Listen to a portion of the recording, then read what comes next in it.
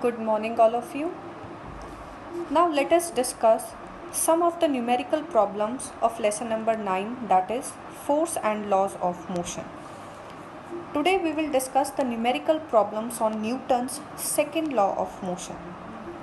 So, let us see the first numerical problem, which is if a baseball is thrown at 150 meter per second square and its mass is 0.50 kg, what force is necessary to change its direction? So you are given with acceleration, mass, and you know the formula for force, which is mass into acceleration from Newton's second law of motion. You put the values, multiply them, and you will get force, which comes out to be 75 Newton. This is your answer.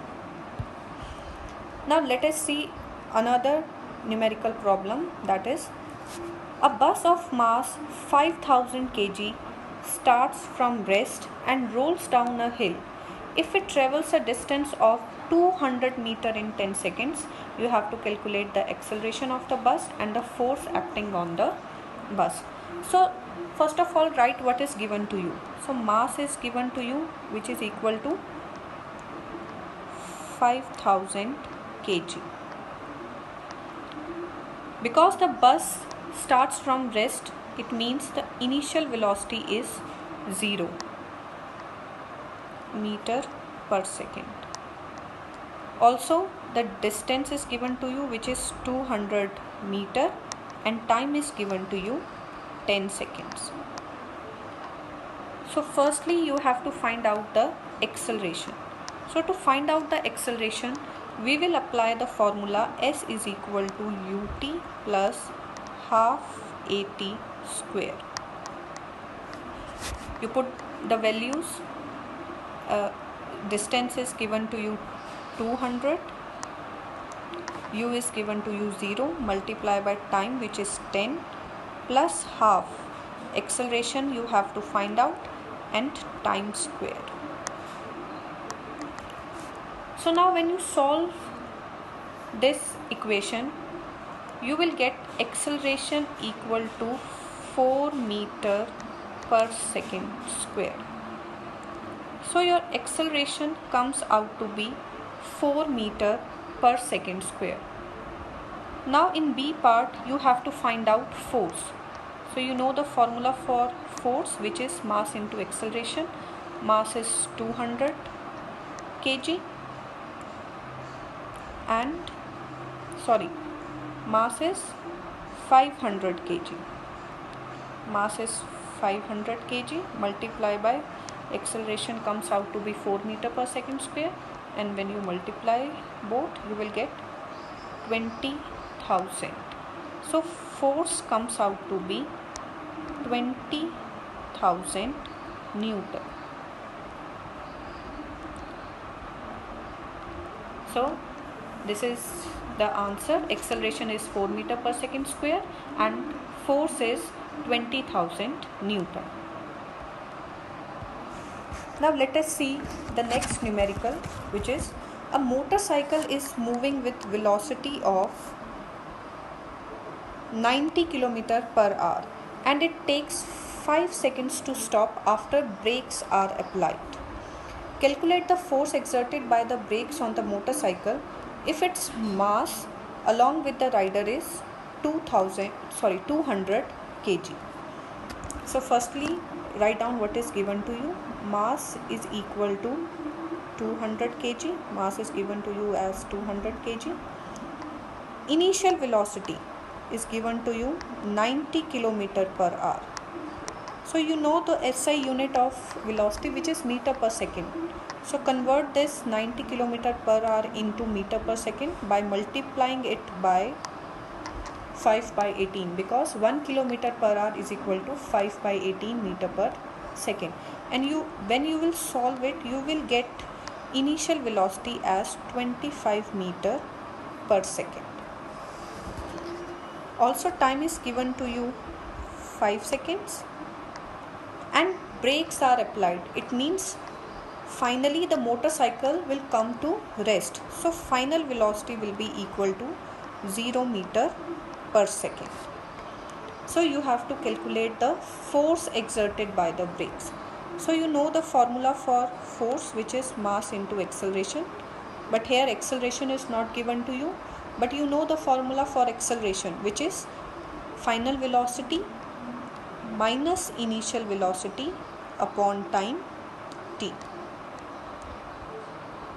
So you put the values, mass is 200, final velocity is 0, initial velocity is 25, and time is given to you as 5 seconds.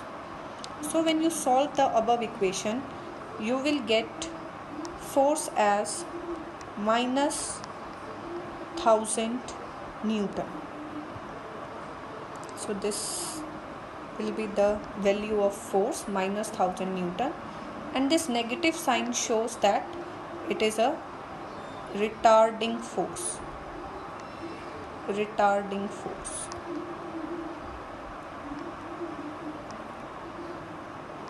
So this was your numerical. Let us see one more numerical, and this numerical is question number 7 of your exercise of lesson number 9. Now see the statement. A 8000 kg engine pulls a train of 5 wagons, each of 2000 kg, along a horizontal track. If the engine exerts a force of 40,000 Newton and the track offers a friction force of 5,000 Newton, then you have to calculate 3 things: accelerating force, acceleration of the train, and force of wagon 1 on wagon 2. So firstly, write down what is given to you. So here, mass of engine, we take mass of engine as m1. So mass of engine is given to you as 8000 kg. Okay, and mass of 5 wagons, we take it as m2. So mass of single wagon is given to you 2000. So mass of 5 wagons will be 10,000 kg. Also, force exerted by the engine. So force is given to you, we denote it by capital F, is 40,000 Newton, and the frictional force is given to you, we write it as small f, frictional force, which is given to you 5,000 Newton. So now let us see the first part. So you have to find the net accelerating force. Now to find out the net accelerating force, the force exerted by the engine minus frictional force.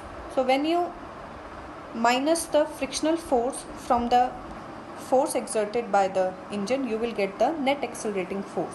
So which is given to be 40,000 Newton and the frictional force is 5,000, and when you will multiply this, you will get 35,000 Newton as net accelerating force. Now the B part is acceleration of the train, and to calculate the acceleration of the train, you know the formula F is equal to mass into acceleration. So acceleration will be F by m equal to a. So the force you have calculated in A part, which comes out to be 35,000 Newton. So put the value of force as 35,000 Newton, and mass of 5 wagons is 10,000. So you put the value of mass, divide both of them, and you will get acceleration as 3.5 meter per second square. Now see the C part, the force of wagon 1 on wagon 2. So you have to calculate the force of wagon 1 applied on wagon 2. So see here, force, the formula for force is mass into acceleration, and mass will be equal to 8,000 because this wagon is going to pull all these 4 wagons. So mass of one wagon is 2000, therefore the mass of 4 wagons will be 8000.